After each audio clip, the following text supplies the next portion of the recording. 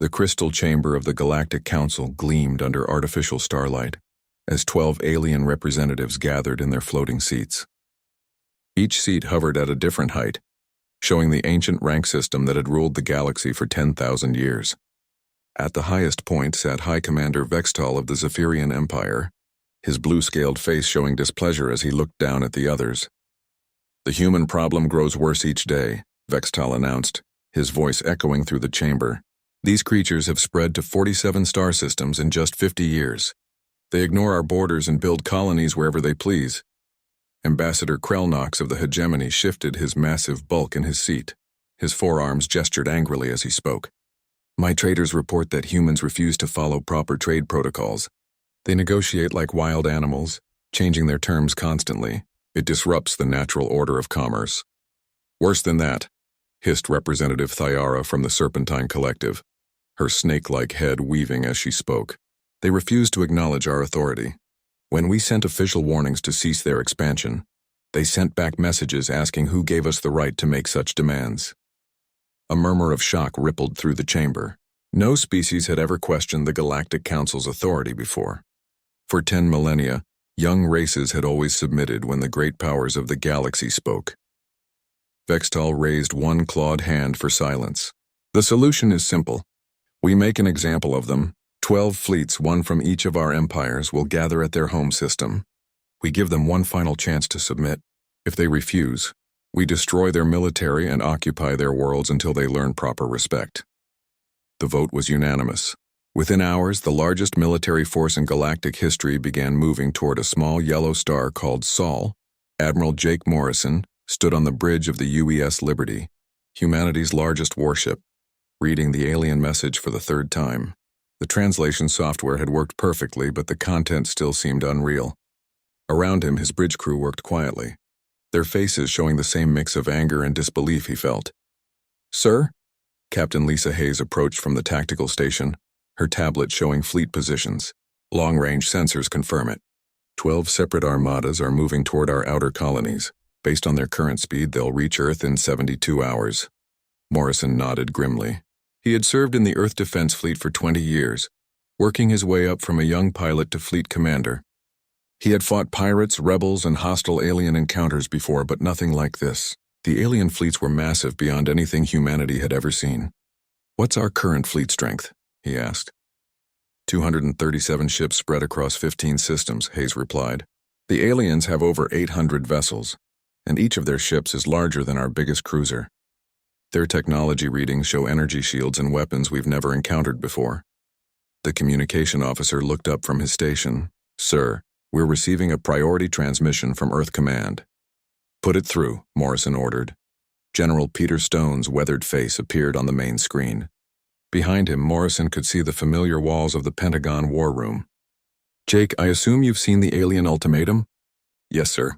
12 fleets demanding our complete surrender and withdrawal to the Sol system.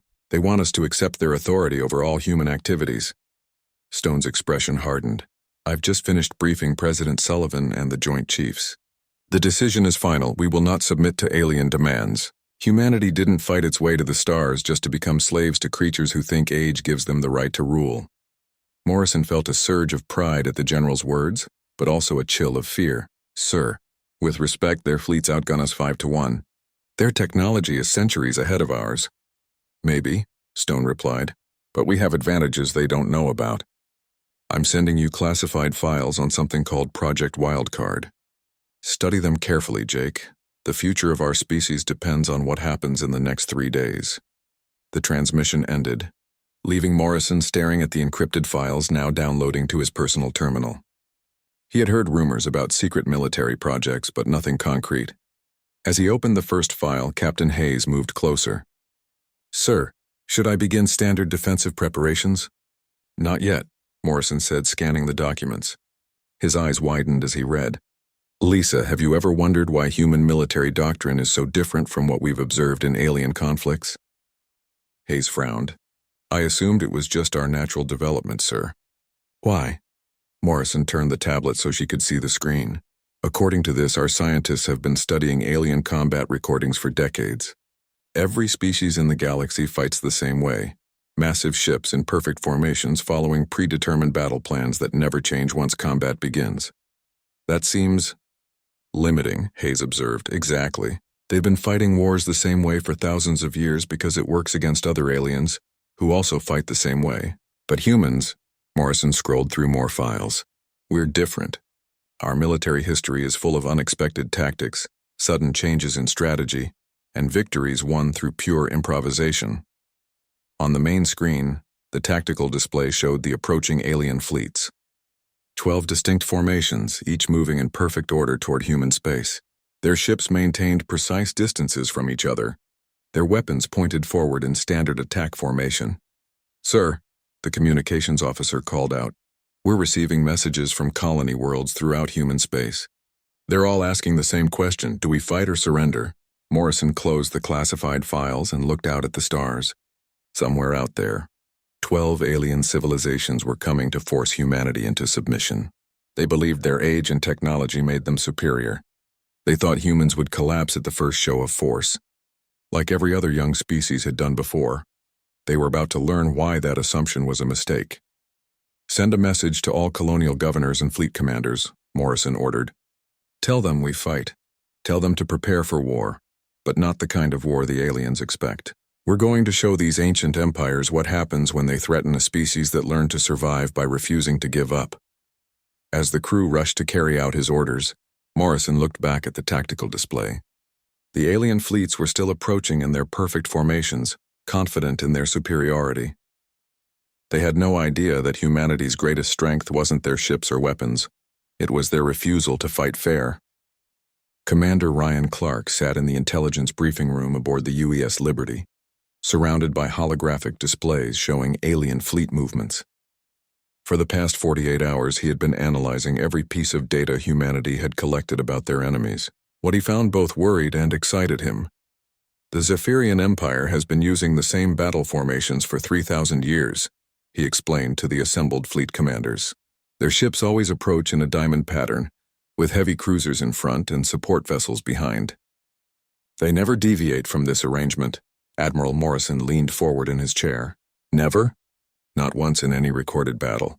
Same with the Hegemony, the Serpentine Collective, and all the others. Each species has their traditional way of fighting, and they stick to it no matter what happens during combat. Clark highlighted different sections of the display. It's actually quite efficient against other aliens who also follow rigid patterns. Captain Hayes studied the formation charts. But if they never change tactics during battle? Exactly, Clark nodded. They're predictable. Once we know their opening moves, we can guess their entire strategy. The problem is, their technology is still far superior to ours. Dr. Carl Bishop, the fleet's chief scientist, stood up from his corner seat. His wild gray hair and thick glasses made him look more like a college professor than a military advisor, which he had been before the war. That's where human development comes in. Ryan, show them the comparison charts. Clark activated a new display showing 2 parallel timelines. This represents technological development over the past 1,000 years. The aliens perfected their weapons and shields centuries ago and stopped innovating. Why change something that works perfectly? The human timeline looked chaotic in comparison. Dozens of different weapon types, multiple competing technologies, constant changes and improvements. We've only been in space for a century, but we've developed 17 different types of ship weapons, 8 kinds of defensive systems, and 12 completely different engine designs. Looks messy, observed Captain Steve Parker from the UES Ranger. It is messy, Bishop agreed with a grin. That's exactly the point. The aliens see our technology as primitive and disorganized. They expect us to have 1 or 2 types of weapons like every other species. Instead, our ships carry kinetic cannons, missile pods, railguns, laser arrays, and experimental plasma weapons all at the same time. Morrison began to understand. Their sensors and defensive systems are designed to identify and counter specific weapon types. Right. Their shields can absorb plasma fire perfectly, but they've never seen a railgun. Their point defense systems can track missiles easily, but they don't know what to do with a chunk of metal moving at a significant percentage of light speed. Bishop called up another display showing human ship designs. Look at this. The image showed a typical human cruiser alongside an alien equivalent. The alien ship was sleek and symmetrical. every system optimized for maximum efficiency. The human ship looked like it had been built by a dozen different committees who never talked to each other. Their ship follows a logical design philosophy, Bishop continued. Energy weapons in the front, shields distributed evenly, engines in the back. Everything has its proper place. Our ship has weapons pointing in every direction, 3 different types of shields that don't even use the same technology, and engines that can be reconfigured for different types of movement. Engineer Amy Foster spoke up from the back of the room. I've been analyzing their communication intercepts. They're confused by our ship designs. One of their tactical officers described our fleet as chaotic and inefficient. They literally can't understand why we would build ships that don't follow a single unified design. Because we're humans, Morrison said quietly. The room fell silent as everyone turned to look at him. Show them the Earth file, Doctor. Bishop's expression grew serious as he pulled up a new display. This one showed Earth's history over the past million years. Ice ages, volcanic eruptions, asteroid impacts, climate changes, and massive extinctions marked the timeline like scars. Every other species in the galaxy evolved on stable worlds, Bishop explained. Planets with predictable climates, regular seasons, and few major disasters. They developed orderly societies because their environments were orderly. The display zoomed in on human evolution. Earth tried to kill us every few thousand years. Ice ages that lasted centuries.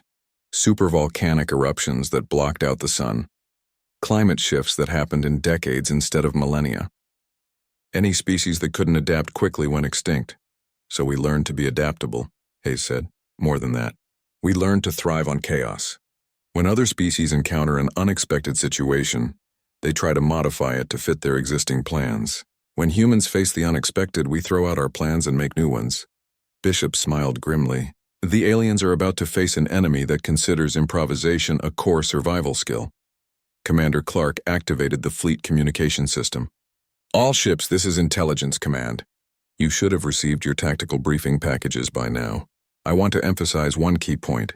Do not follow standard engagement protocols. The faces of dozens of ship captains appeared on the communication grid. Morrison could see confusion and concern in their expressions. Sir, Captain Tom Bradley of the UES Defiant asked, if we don't follow standard protocols, how do we coordinate our attacks? You don't, Morrison answered. Each ship will operate independently within general mission parameters. You have full authority to engage enemy vessels using whatever tactics you think will work best. Captain Beth Young from the UES Striker looked skeptical. Admiral, that sounds like a recipe for chaos. It is chaos, Morrison confirmed. That's exactly what we want. The aliens have spent centuries preparing to fight enemies who behave predictably. We're going to behave unpredictably. Every ship captain will make their own tactical decisions based on the immediate situation. But sir, Captain Parker protested, without central coordination we could end up shooting at each other or getting in each other's way. Dr. Bishop leaned forward. Captain, in the past year, how many times have you changed your attack plan during combat exercises? Parker thought for a moment. Usually 3 or 4 times per exercise, depending on how the enemy responds. And how many times do you think an alien commander changes his battle plan once combat begins? I don't know. Maybe once if something goes seriously wrong? 0, Clark interjected. We've analyzed hundreds of alien battles. Once they commit to an attack formation, they maintain it until the battle ends. They literally cannot comprehend the idea of changing tactics while fighting. Morrison stood up, looking at all the ship captains on the screen. Ladies and gentlemen, in 18 hours, the largest alien fleet in galactic history will arrive in our space. They outnumber us, outgun us, and have technology we can't match. But they have one critical weakness. They think like aliens. He paused, letting that sink in. We think like humans. We're going to use that advantage to win a battle that should be impossible to win. When the fighting starts, trust your instincts. Adapt to changing situations. And remember that the enemy expects us to fight like every other species in the galaxy. The captain's expressions had changed from concern to determination. They're wrong, Morrison concluded. We're going to fight like humans. High Admiral Zethkar of the Hegemony stood on the bridge of his flagship, the Eternal Dominion, watching the human solar system grow larger on his tactical display. Around him, 11 other massive fleets moved in perfect formation, their ships gleaming with energy shields and bristling with weapons that could crack planets. All fleets report ready for engagement, his tactical officer announced. The human fleet appears to be scattered throughout their system in small groups. No major defensive formations detected. Sethkar nodded with satisfaction. The humans were behaving exactly as expected, a young species panicking in the face of overwhelming force. Their ships were spread out randomly instead of forming proper battle lines. It would make the coming demonstration even more effective. Begin the final approach, he ordered. Maintain standard formation. We will crush their largest group first, then systematically eliminate the rest. Near Jupiter's largest moon, Captain Steve Parker watched the alien armada approach on his ship's main screen. The UES Ranger was one of humanity's newest cruisers, but it looked like a toy compared to the massive hegemony vessels bearing down on his small squadron. Sir, we have 6 ships against their lead formation of 37, reported his tactical officer, Lieutenant Janet Murphy. Should we fall back and regroup with the main fleet? Parker studied the display, noting how the alien ships maintained perfect spacing and identical headings. They moved like a single organism, beautiful and terrifying in their coordination. No, we're going to give them a proper welcome to the Sol system. He activated the squadron communication channel. All ships, this is Parker. We're going to do something the aliens won't expect. Plot an intercept course directly toward their lead cruiser. Maximum acceleration. Sir, Murphy said quietly, that's essentially a suicide run. Their shields can absorb anything we throw at them at long range. Who said anything about long range? Parker smiled grimly. Lisa, how close can we get to Jupiter before those alien sensors figure out what we're really doing? Navigation Officer Lisa Cooper ran quick calculations. If we use the moon's shadow and Jupiter's magnetic field, we could get within 5,000 kilometers before they get a clear reading on our true vector. Perfect. All ships, prepare for slingshot maneuver. We're going to show these aliens what happens when you bring age and wisdom to a fight against youth and skill. The human squadron dove toward Jupiter, using the giant planet's immense gravity well to accelerate beyond anything their engines could achieve alone. To the alien sensors, it looked like the humans were retreating deeper into their own system. The human vessels are fleeing toward their gas giant, reported the tactical officer aboard the Eternal Dominion. Should we pursue? No, Sethkar replied. Let them run. We will deal with them after we eliminate their main battle fleet. Cowards deserve no honor in combat. The hegemony formation continued its stately advance, weapons charging for the expected long-range engagement. Their sensors tracked the human ships around Jupiter, but paid little attention to their exact movements. Running enemies were no threat. That assumption lasted exactly 47 minutes. Parker's squadron exploded out of Jupiter's shadow like bullets from a gun, moving at nearly 10% of light speed. The slingshot maneuver had accelerated them far beyond normal combat velocities, turning each ship into a kinetic weapon in its own right. All ships, hold fire until minimum range, Parker ordered, fighting against the crushing acceleration. We get one chance at this. The alien sensors finally detected the incoming threat, but the attack was unlike anything in their tactical databases. No species had ever used planetary gravity wells as weapons before. The alien point defense systems tried to track the incoming ships, but couldn't adjust quickly enough to target objects moving at such extreme velocities. At 3,000 kilometers, Parker's squadron opened fire, the combined firepower of 6 human ships, concentrated into a few seconds at point-blank range, overwhelmed the alien cruiser's shields through sheer brute force. Railgun rounds punched through armor plating while missile volleys exploded against the hull. Laser arrays carved deep gouges in the superstructure. The alien ship, designed to fight at long range against predictable enemies, had no defense against such a concentrated close-range assault. Its shields collapsed, its hull buckled, and its reactor went critical. The massive vessel died in a brilliant explosion that lit up the entire formation. Target destroyed, Murphy reported with amazement in her voice. Sir, we actually killed one of their capital ships. But Parker was already thinking ahead. Don't celebrate yet. Plot escape vectors using the asteroid belt. We need to disappear before they figure out how to counter that maneuver. Across the alien formation, chaos erupted in the communication channels. No one had expected the humans to sacrifice their own ships in kamikaze attacks. The destruction of a hegemony cruiser by primitive vessels was unthinkable. How did they achieve such velocity? Demanded Admiral Kethanara of the Zephyrian fleet. Our sensors show no engine technology capable of that acceleration. They use the gravity well, Zethkar replied, his voice tight with controlled anger. A suicide attack using their own planet's gravity as a weapon. Desperate and dishonorable, but effective. On the other side of the solar system, Commander Beth Young led a different kind of attack. Her flotilla consisted of modified cargo ships and mining vessels, moving slowly through the asteroid belt like merchants fleeing the battle. Maintain the disguise, she ordered her crews. Let them think we're civilian ships running for cover. The alien scouts barely paid attention to the fleeing merchants. Their sensors were focused on tracking the human military vessels, not cargo haulers.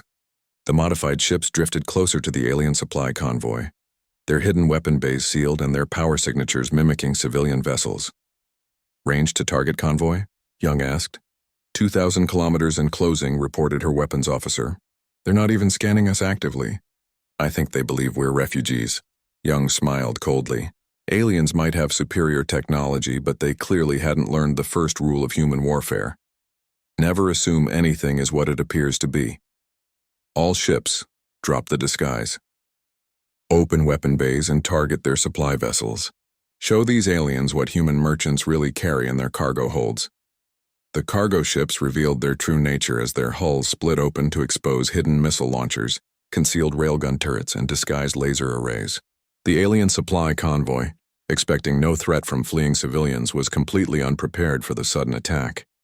Young's ships tore through the alien support vessels like wolves among sheep. Supply ships exploded in chain reactions as their stored munitions detonated. Fuel carriers became massive fireballs that lit up the asteroid belt. Medical ships and repair vessels died without ever returning fire. Supply convoy eliminated, Young reported to Admiral Morrison. The aliens won't be getting any reinforcements or repairs anytime soon. Morrison smiled as he received the reports from across the solar system. Parker's squadron had proven that alien shields could be overwhelmed by concentrated firepower. Young's flotilla had demonstrated that human deception could turn any ship into a weapon of war. All fleet commanders, this is Morrison, he broadcast on the general channel.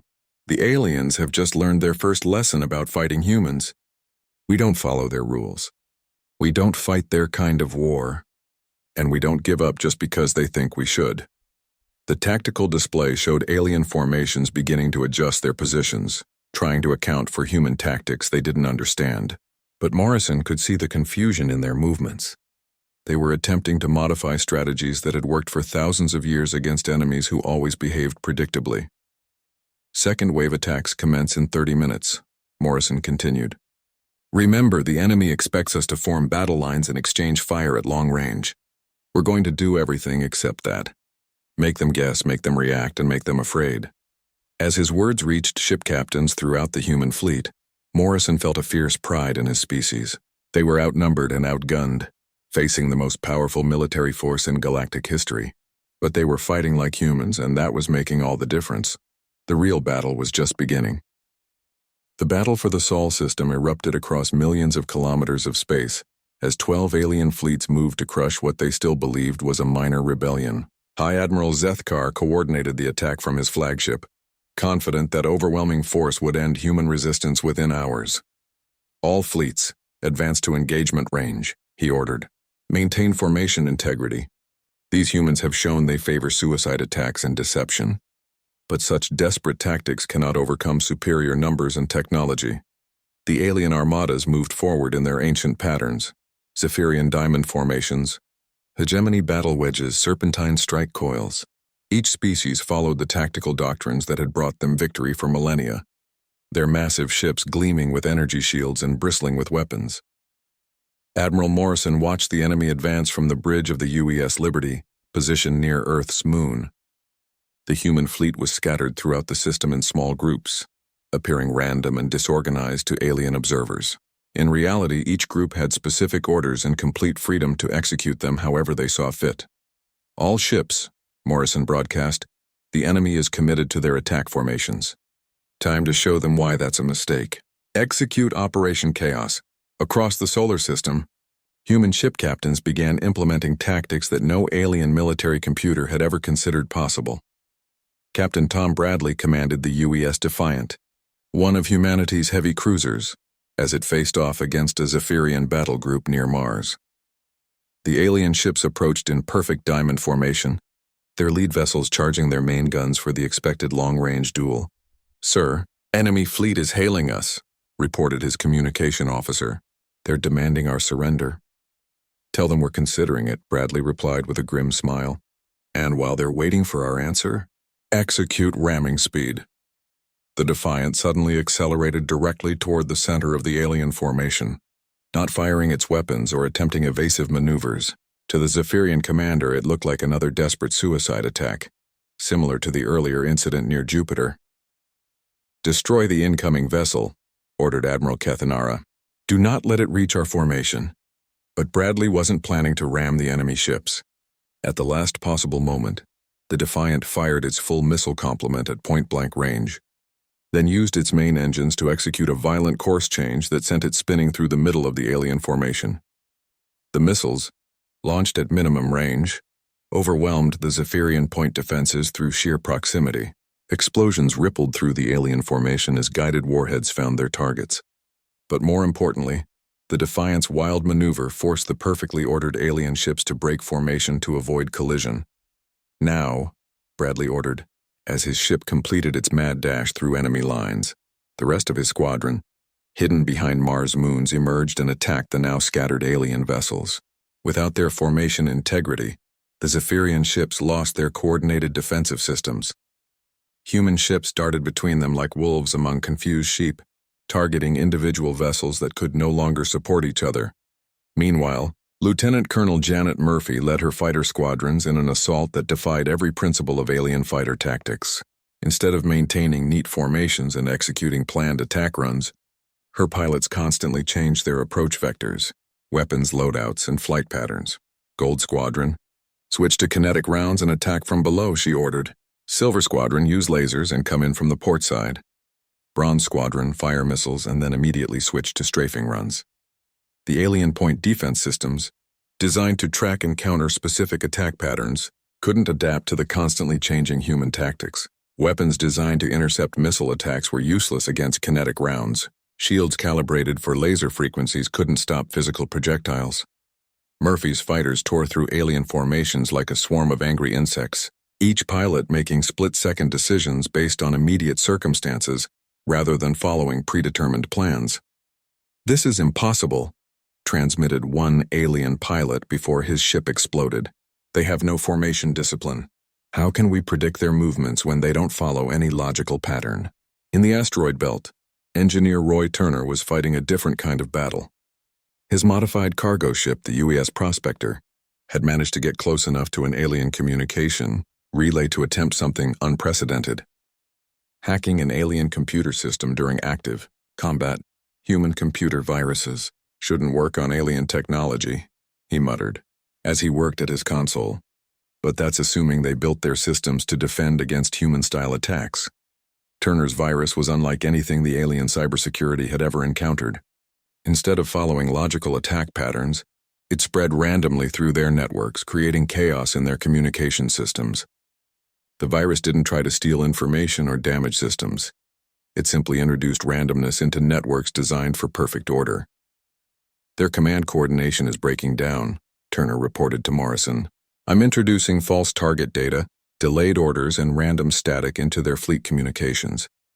They're starting to receive contradictory instructions." The effect was devastating.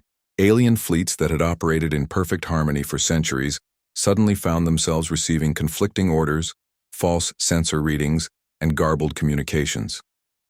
Ships that should have been supporting each other began firing on empty space, or moving to defend positions that didn't exist.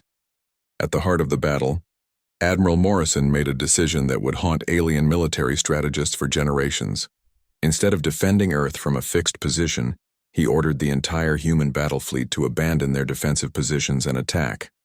"All ships, this is Morrison. We're going to do something no military commander in galactic history has ever attempted. We're going to change our entire battle plan in the middle of the largest space battle ever fought." The human fleet, which had been scattered throughout the system in apparent defensive positions, suddenly converged on the alien forces from 12 different directions simultaneously. What had looked like random ship placement was revealed to be a carefully planned encirclement that put human forces behind, above and around the alien armadas. Impossible, breathed High Admiral Zethkar as he watched the tactical display. No fleet commander would risk such a maneuver during active combat. The coordination requirements alone. But humans didn't need the kind of rigid coordination that alien fleets required. Each ship captain understood the general plan and improvised their specific role based on immediate circumstances. Instead of following predetermined attack patterns, they adapted their tactics moment by moment. Captain Beth Young's destroyer squadron attacked the alien rearguard using modified mining charges as improvised weapons. Captain Steve Parker's cruisers used debris from destroyed ships as cover for close-range attacks. Captain Lisa Hayes coordinated fighter strikes that changed their objectives 3 times during a single attack run. The alien fleets, designed to fight enemies who followed predictable patterns, found themselves facing an opponent that seemed to change tactics with every passing minute. Their command structures, built on millions of years of tradition and hierarchy, couldn't adapt quickly enough to counter human flexibility. "Sir," Zethkar's tactical officer reported with barely concealed panic, "we're receiving reports of human ships using gravity wells as weapons, converting cargo vessels into missile platforms, and somehow hacking our communication networks. Our fleet commanders are requesting new orders, but none of our tactical databases have any precedent for these situations." Zethkar stared at the tactical display, watching centuries of military doctrine crumble under the assault of an enemy that refused to fight properly. For the first time in his long military career, he was facing an opponent that fought without honor, without tradition, and without any respect for the established rules of warfare. They fought like humans, and they were winning. The retreat began not with a formal order, but with the growing realization among alien commanders that they were fighting an enemy they could not understand. High Admiral Zethkar watched his tactical display with growing horror as human ships continued to behave in ways that violated every principle of civilized warfare. "Sir, the Serpentine Third Fleet is reporting 30% casualties," his communication officer announced. "They're requesting permission to withdraw and regroup." "Denied," Zethkar snapped. "We have overwhelming numerical superiority. Order them to maintain formation and continue the attack." But the Serpentine fleet was no longer in formation. Human attacks had scattered their ships across thousands of kilometers, forcing individual captains to fight alone against enemies that seemed to anticipate their every move. Ships that had operated as a unified force for centuries now found themselves isolated and vulnerable. Admiral Morrison stood on the bridge of the UES Liberty, watching the alien fleets struggle to maintain cohesion against human tactics they couldn't counter. Around him, his bridge crew worked with the calm efficiency of people who had found their rhythm in chaos. "Sir, Captain Bradley is reporting the destruction of another Zephyrian heavy cruiser," Captain Hayes announced. His squadron used debris from the previous engagement to mask their approach. "And Captain Young's group has eliminated the Hegemony supply convoy," added the tactical officer. "They're requesting new targets." Morrison smiled grimly. The battle had been raging for 6 hours and the tide had clearly turned. Human casualties were significant but manageable. Alien losses were catastrophic and growing worse by the hour. "All fleet commanders, this is Morrison," he broadcast. "The enemy is beginning to break. Maintain pressure but be prepared for desperate counterattacks. They're going to realize soon that they're losing and cornered animals are always dangerous." That realization was already spreading through the alien command structure. On the bridge of the Eternal Dominion, Zethkar faced the unthinkable reality that his forces were being defeated by a species barely a century into space travel. "How many ships have we lost?" he asked quietly. His tactical officer consulted the damage reports with trembling hands. 347 vessels destroyed or crippled, sir. The humans have lost approximately 60 ships. The numbers were impossible. No young species had ever inflicted such casualties on a major galactic power, let alone 12 of them simultaneously. Yet the evidence was undeniable. Human ships continued to dart through the alien formations like predators among prey, using tactics that seemed to change moment by moment. "Sir," the communication officer reported, "we're receiving emergency transmissions from the other fleet commanders. Admiral Kathanara is requesting immediate reinforcements. Commander Thiara reports her fleet is combat ineffective. The Crystalline Collective is asking for permission to withdraw." Zethkar closed his eyes. In his 3-century military career, he had never faced a situation like this. His forces outnumbered the enemy 4-1, possessed superior technology, and should have achieved victory within hours. Instead, they were being systematically destroyed by an opponent that fought without honor or proper tactics. "Sir, urgent transmission from the human flagship," the communication officer announced. "Put it through," Zethkar ordered. Admiral Morrison's face appeared on the screen, his expression serious but not triumphant. Behind him, the bridge of the UES Liberty showed signs of battle damage but continued to function efficiently. "High Admiral Zethkar," Morrison began, "I'm offering you the chance to surrender with honor. Your fleets are defeated. Further fighting will only lead to unnecessary casualties on both sides." The alien commander stared at the human admiral, trying to process the impossible situation. A species that had been in space for less time than he had been alive was offering him terms of surrender. "You cannot be serious," Zethkar replied. "We still outnumber your forces substantially." "Numbers don't matter when your ships can't effectively coordinate attacks," Morrison responded calmly. "My offer stands for 10 minutes. After that, we resume combat operations until your fleets are completely destroyed." The transmission ended, leaving Zethkar alone with his thoughts and the horrifying reality of his situation. Around him, damage reports continued to pour in as human attacks intensified. Ships that had served the hegemony for centuries were being reduced to debris by an enemy that refused to fight properly. "Sir," his tactical officer said quietly, "the Zephyrian fleet is beginning to withdraw. So is the Crystalline Collective." Zethkar watched his allies retreat on the tactical display. The great coalition that had come to demonstrate galactic authority was dissolving under the assault of human ingenuity and determination. "Signal all remaining fleets," he ordered finally. "General withdrawal. We're leaving this system." The retreat was swift and absolute. Alien ships that had arrived in perfect formation fled in whatever groups they could manage, their coordination shattered by hours of fighting an enemy that couldn't be predicted or countered. Behind them, they left hundreds of destroyed vessels and the wreckage of 10,000 years of military tradition. Admiral Morrison watched the alien fleets disappear into hyperspace from the observation deck of the UES Liberty. The solar system was filled with debris from the largest space battle in galactic history, but humanity had survived its first test as a galactic power. "Casualty reports?" he asked Captain Hayes. 63 ships destroyed, 47 damaged but repairable," she replied. "Personnel losses are significant but much lower than projected. The aliens lost over 400 vessels." Morrison nodded solemnly. Every human life lost in the battle was a tragedy, but the alternative would have been the enslavement of the entire species. They had fought for their freedom and won it through courage, ingenuity, and the willingness to break every rule of civilized warfare.